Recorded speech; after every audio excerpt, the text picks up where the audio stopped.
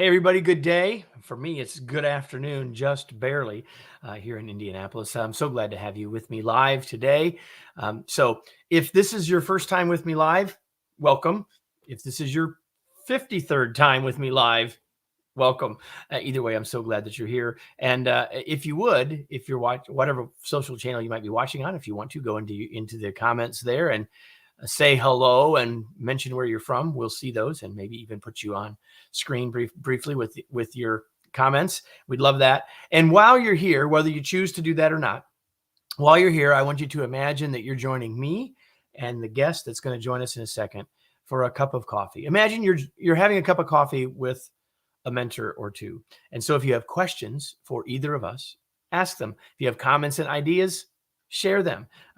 Doing that will make for a better conversation right here live, but it will also make for a much better podcast episode, which is what else happens as a result of this live. So if you don't know that, this will become an episode of the Remarkable Leadership Podcast. And so to make that happen, we're going to start here in just a second, and I'm going to introduce it as if it was the podcast, right? So that all will happen starting in 3, 2, 1. Would you like to have a mentor whose journey you could learn from? And even if you have one or more mentors, how about another? It's hard to have too many. Welcome to this second in a special series of podcast episodes we're calling My Remarkable Journey. In each of these episodes, I will talk with a senior leader, typically a CEO, and today it is a CEO, to learn about their path, their lessons, and their journey towards becoming the leader they are today. Welcome to this very special episode of the Remarkable Leadership Podcast. If you're listening to this podcast, you could have been listening to live episodes in the future. You can do that on your favorite social channel. You can get all future live episodes and interact with us and see them sooner, in this case, 3 weeks sooner, by joining our Facebook or LinkedIn groups. Just go to remarkablepodcast.com/Facebook or remarkablepodcast.com/LinkedIn. Today's episode is brought to you by Virtual LeaderCon. How would you like to join me in live conversations with 30 experts over 4 days to help you become a more effective leader and human? This highly interactive virtual leadership conference is completely free to watch live. It's like this on steroids. You can you can gain forever access, lifetime access to the archive of what you miss, or you can listen again. Consider this, like I said, like a podcast on steroids. Virtual LeaderCon, September 12th through 15th, 2022. If you missed it, you can still gain lifetime access. If you're hearing this before it starts, you can get all of the registration information as well. Either way, virtualleadercon.com. I hope you'll do that. And now it's time for me to bring in our guest. Here he is. If you're watching, you can see him. His name is Darrin Jahnel. Let me introduce Darrin, and then we're going to dive in. Darrin Jahnel is the founder and CEO of Jahnel Group, a 150-person software consulting company headquartered in Schenectady, New York. He leads with energy and is maniacally focused on creating an amazing work environment for his team, which I'm sure we will talk about. He earned his undergraduate degree in business administration from the University of Albany and his master's degree in information systems from NYU's Stern School of Business. Prior to starting this company in 2012, he worked as a senior software engineer on Wall Street. Darrin has led numerous engineering teams on multi-million-dollar projects and is a member of Mensa, which means, by definition, he's smarter than me. Darrin, welcome. Glad to have you. Thanks for having me, Kevin. I'm fired up to be here, and hopefully I can bring some nuggets and some value to the audience here. So listen, we got people here. I don't know where all from, but they're saying hello, including we've got people from Kenya. I know we've got a number of people from the United States. So we are glad that everyone is here. And so, Darrin, Kev, let me jump in. This is so bizarre. I have 4 kids. 2 of my sons just got back from Kenya.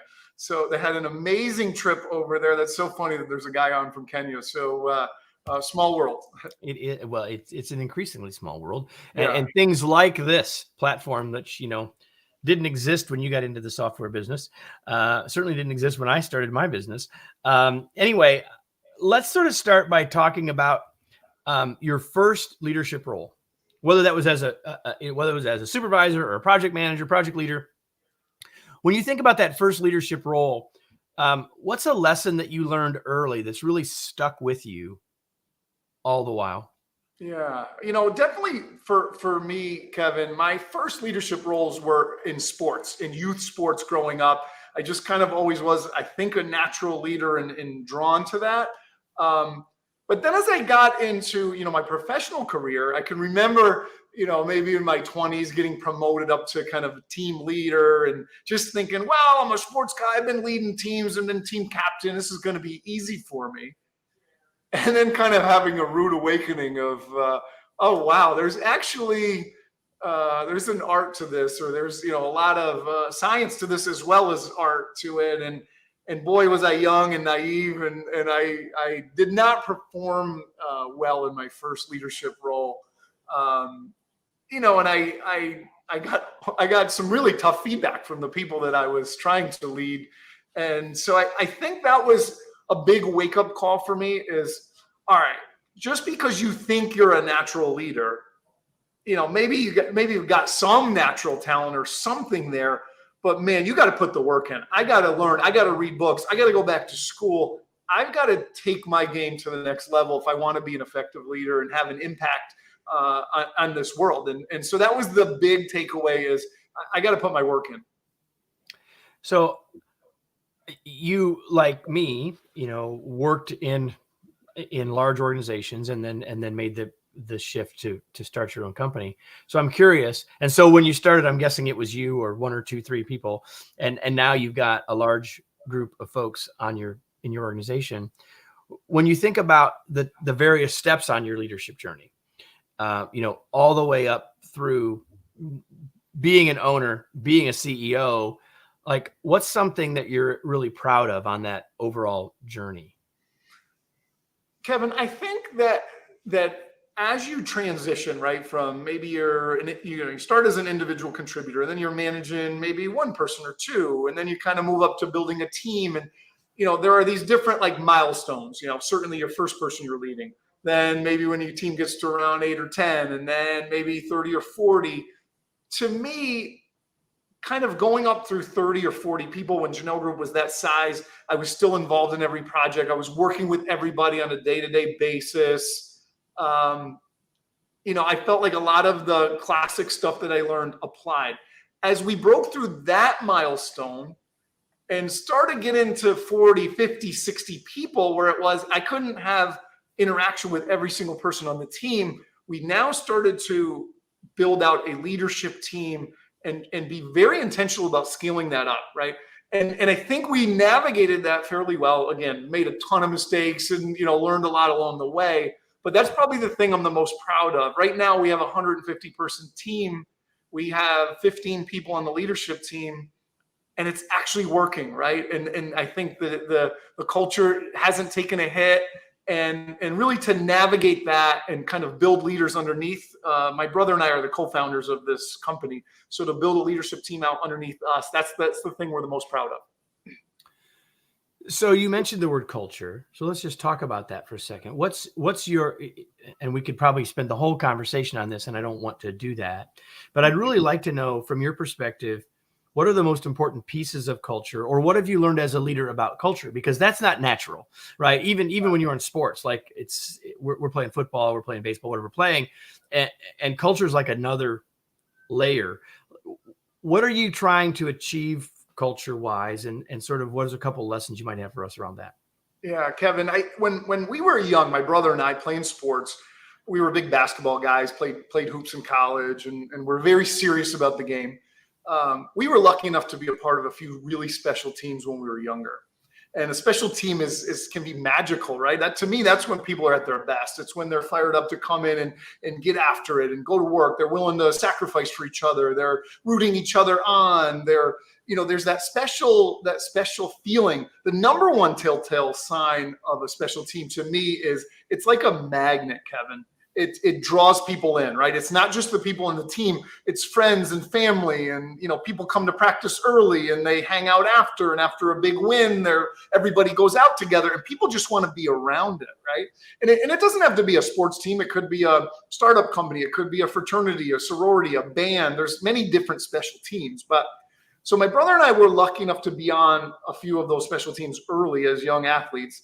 Kind of didn't really realize it. We just thought that it was always like this. So as we got older and we started joining different teams, again, whether it was school or business, and we didn't have that special team feeling, it was something that drove me crazy. It made me nuts. I'm like, why can't we be like we were in, my basketball team from 1993? You know what I mean? And it took us a while to really figure out why, and we started to break down that formula. And so I think by being intentional and really studying it and then implementing that, saying, well, this is what makes a special team, and going out of our way to be connected to our people and actually try to implement these things. I think that was a big part about it, right? And now we can disseminate that and try to share with our team, this is what we're trying to do, and here's why. And we tell people, right? It's not people think sometimes it's like too contrived. If you're trying to create an event, we'll create an event, or we'll try to create a moment. We're trying to create a special moment. So we'll throw a beer pong tournament and we'll give $10,000 to the winner. But we're telling our people, yeah, we're trying to create that magic moment where the guy sinks the shot for 10,000 and we all mob him and it's going to be crazy. Yeah, we're going out of our way to actually manufacture that moment. But that's what's going to happen, right? When that guy makes the shot for $10,000, it will be magical. Have you ever made $10,000 from making a beer pong shot? No, right? Neither have I, and I want that moment in my own life. But so wait a minute, are you allowed to play in your own tournament? That's the real question, Darrin. Yeah, my brother and I play as a team, and we get our ass kicked. These young guys are so damn good at that game; it's tough. So since you've talked about sports, and since you talked about basketball, which I happen to love as well. Now, a quick aside question: a basketball coach, and let's go with not one of yours, but with someone that others might know, at least in the U.S. A basketball coach that you admire and something you learned from them. Oh, there's so many come to mind. I'm going to give a guy who kind of irks me a little bit, Coach K from Duke, right? I'm not really a Duke fan, and Coach K can be irksome, right? Coach Mike Krzyzewski we're talking about. But I think Coach K, he's retired now, he just retired, but he did such an unbelievable job at being intentional in building that culture in the way that we just talked about it, right? If you read his book, if you listen to him speak, he had a formula that he was following. And by kind of seeing how he went about that, again, I think one of the reasons he can be irksome is like people might look at it as like, oh, here goes Coach K again. He's going to talk about one of his leadership lessons. And it kind of sounds like contrived BS. But the difference with him and what we try to do as well is if you actually care, and you really are putting your people on your team, if you're putting them before yourself, well, then it actually works and it resonates, right? And so I think watching Coach K implement his formula and his system and then teach it to his assistant coaches, and now he's out of there, Coach John Shire has taken over, I think it's going to keep rolling because of the system he built, right? And we've taken a lot from that. It will remain to be seen. I guess we'll have to check in on that at some future point. Sorry, Kevin. They did get the number one recruiting class in the nation, so it does seem like it's going to keep rolling. I know. I'm very, very aware of that. Yeah. So what is it that drives you every day as a human, but as a leader? What's a driver for you? Sure. Well, Kevin, I believe that I know my purpose on this earth, right? I actually believe I know why God put me here, right? And now I'm speaking for God. God's probably up there going, oh my goodness, here this guy goes. He's going to tell me what I think. But the reason I think God put me on this earth is to help people level up, specifically young people, right? When young people come into this organization, my only goal, and then thus the goal of Jahnel Group, is to help them go from here to here, here to here, here to here, wherever that might be, right?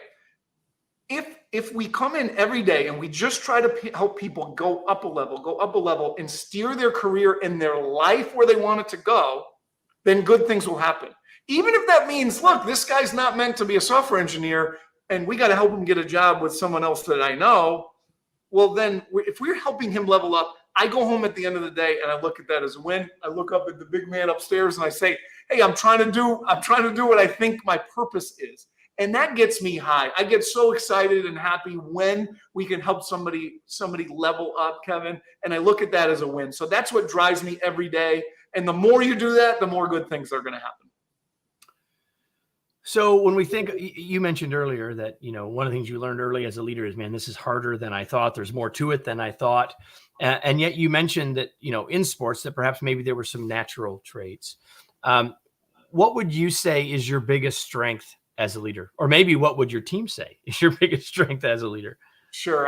That one's the easy one for me. I hear this feedback consistently. It is definitely my energy, Kevin. I come in every day. God gave me a motor, man. I come in, I get fired up. It's very easy to get me going. Every single day, I'm happy. I'm getting after it. I'm bringing fire and I'm bringing energy. Sometimes it might be a little bit annoying, right? My wife is like, oh my goodness, is anyone just sick of you? And can we turn it down a little, right? And I say, all right, I'll bring it down from a 10 to a 9.5, baby. But yeah, energy, that is my thing. It's easy for me to get fired up, and it's just the way I choose to live my life. And I don't know, if energy comes from chemicals in your brain, my chemicals are a little bit out of whack, but I love it, baby.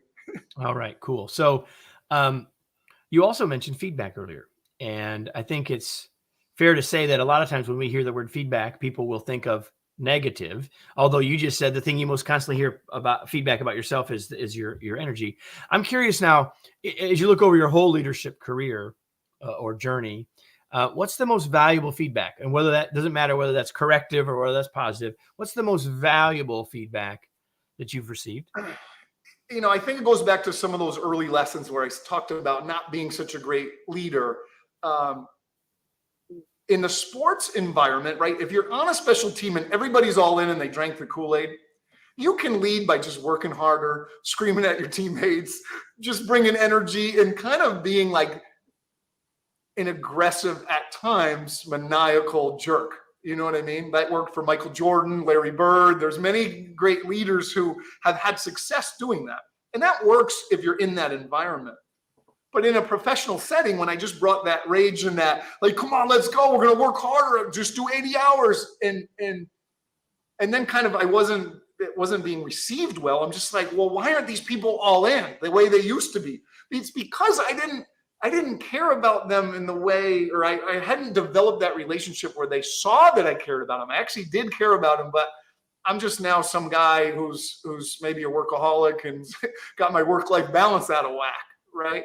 And so it was kind of realizing like, all right, not everybody's like me. Not everyone has this energy. And just because that worked in the sports environment, I've got to meet every single person where they're at, right? My job as a leader is to help people architect the life of their dreams, right? Not just the career, the life of their dreams. Some people might be very aggressive like me and they want to fast forward their career. I know how to help them do that. Some people might be like, look, dude, I'm here for 9 to 5. I got 3 kids at home and I'm a work-life balance type of person. I need to meet them there and figure out a way that we can all work together so that each person can cultivate and architect the life of their dreams, right? That was the biggest lesson, realizing like not everyone is a psycho like me and wants to just go faster and harder. And so I think it was that realization that was my biggest lesson. I think that for any of us, and there will be people who are listening for whom this is also true, that started their own company. That's a different thing. Like, I'm not saying it's better. I'm just saying it's different. And I think that any of us that have done that and have then moved from just sort of being it's me doing the work to me leading a team or an organization, that's often the case. And there are oftentimes entrepreneurs that have a hard time with that shift that you just described. And so I really appreciate you sharing that. And Kevin, I'm guessing your team is happy to, hopefully that when they listen to this, they don't think that you've not really figured it out, right? That you're saying it, but you're not doing it. But my sense is that you are, and it'd be useful for them to hear that from you in another way, right? Yeah, no, I think that's you're spot on there. How many times have you heard a business owner go, "Well, my people don't work as hard as I do"? Well, yeah, it's not their business. Of course, they're not going to work as hard as you, right? And maybe they're getting more done than you. But yeah, there's also a difference between being busy and being effective, right? So there's that too. There's no question about that. But right, to me, it's like a very like self-centered, self-serving thing. Well, I want them to work as hard as I do. It's like, yeah, it's your business. You own it. They don't own it. Well, now maybe I can work on ways where they can become an owner, right? And we've rolled out different programs here where people can get a piece of the pie, right? But it's having that realization, right? On a sports team, we're all trying for the same thing. We're trying to win games. We're trying to win a championship. In a professional setting, especially as people's lives evolve and people are in different phases of their life, right? The 60-year-old woman who's working, who's a couple years away from retirement, she's got different goals than the 25-year-old woman who's just at an MBA school and wants to get to the next level faster. Those are two different people in two different phases of their life. And so I think it's recognizing all of those things and how can we work out a system where we can all work together to go where we want to go. That's great. That's great. So we haven't talked about this specifically, but we chatted a bit before I hit let's go live button. And so I'm sure you have an answer for this, and I'm curious to know it. What's a book that's been specifically meaningful or helpful and meaningful to you in your career? I was looking for my traction book. So we are an EOS shop. So for people who don't know what that means, that's Entrepreneurial Operating System. And the book is Traction. And that kind of spells out that system. EOS has been a huge, huge change for us. And it's been something that's really helped us scale as we kind of went through that, maybe 80 to 90 people up to where we're at now, or about 150 people. This system that we've implemented. So again, if you don't really know what EOS is, it kind of gives you a set of vocabulary, meeting cadence, the way you do goals. If you've heard terms like rocks and things like that, this is EOS type of lingo, right? And in the early days, Kevin, we said, well, we don't need a book. We're already doing this. We figured this out. We kind of have our own version of all of this. But what we saw is as we scaled, every new leader, we'd have to teach them, well, this is what we mean when we say that. Once we implemented EOS, we can now hand them the book Traction. They can read EOS, do some training on that, and they're like, I know what you guys are talking about. We're all on the same page. We understand the system.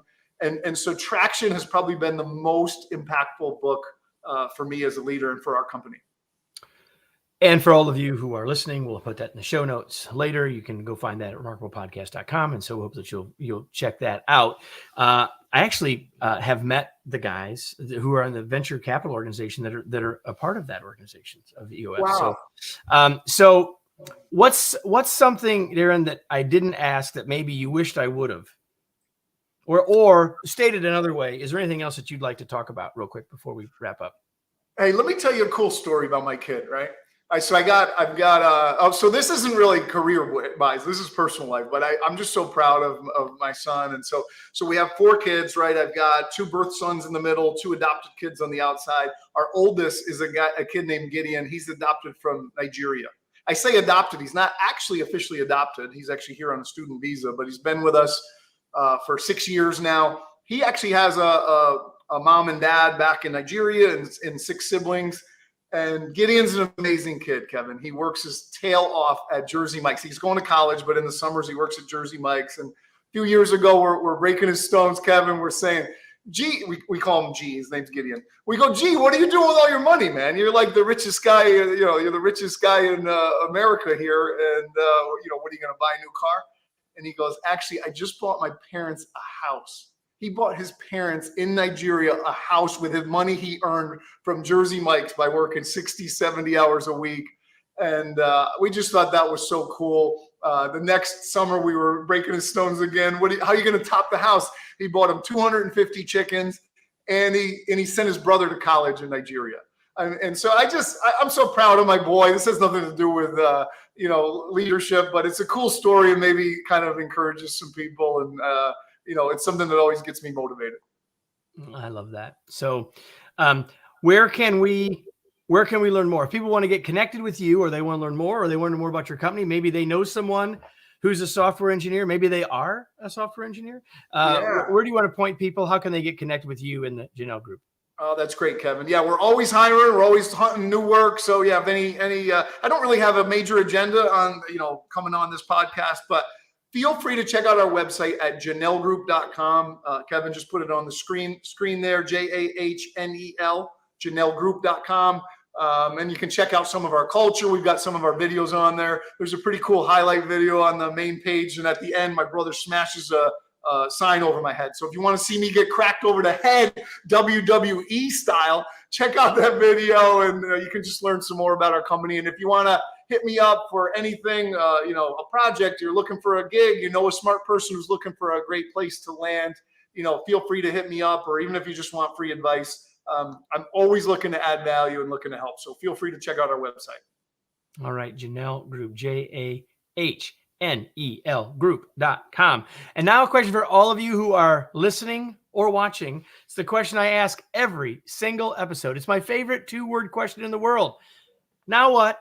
So what are you going to do with what you just heard? What did you just learn from Darrin that you need to move from being intellectual knowledge to actionable advice? What did you take from this? Maybe just a few of the things I wrote, not because they need to be yours, but as examples. What could I be doing as a leader to be creating moments? The idea that Darrin mentioned several times of a special team. Am I on one? Have I been part of one? If I have, what can I do from my experience there to help create that or move my team in that direction? We talked about a lot of things, and whatever it is that you found most helpful, the only way this ultimately is helpful is if you take action. So I hope that you will do exactly that. Darrin's nodding, which means that both of us are in agreement that, if you just wanted entertainment, you could have probably done better than the Darrin and Kevin show. But if you want to take action to be a better leader, there was a lot here, but it'll only happen when you go to work. We hope that you'll do that. And we hope that you'll be back for a future episode of the Remarkable Leadership Podcast. We're here all the time. And so please let someone know that you liked it and have encouraged them to come watch this, listen to this or another episode. And by all means, if you're hearing this, you want to go to virtualleadercon.com and get signed up to join us for 4 days, 30 experts, tremendous virtual learning opportunity. And if you do it live, it's all free. We'll talk to you soon. Darrin, thanks again for being here. Such a pleasure to have you. Yeah, thanks for having me, Kevin. I'm honored to be a guest, and you're on a great show here. Thank you. All right. Well, everybody, we will be back next week. You know that. So come join us. We'll see you then. Thanks.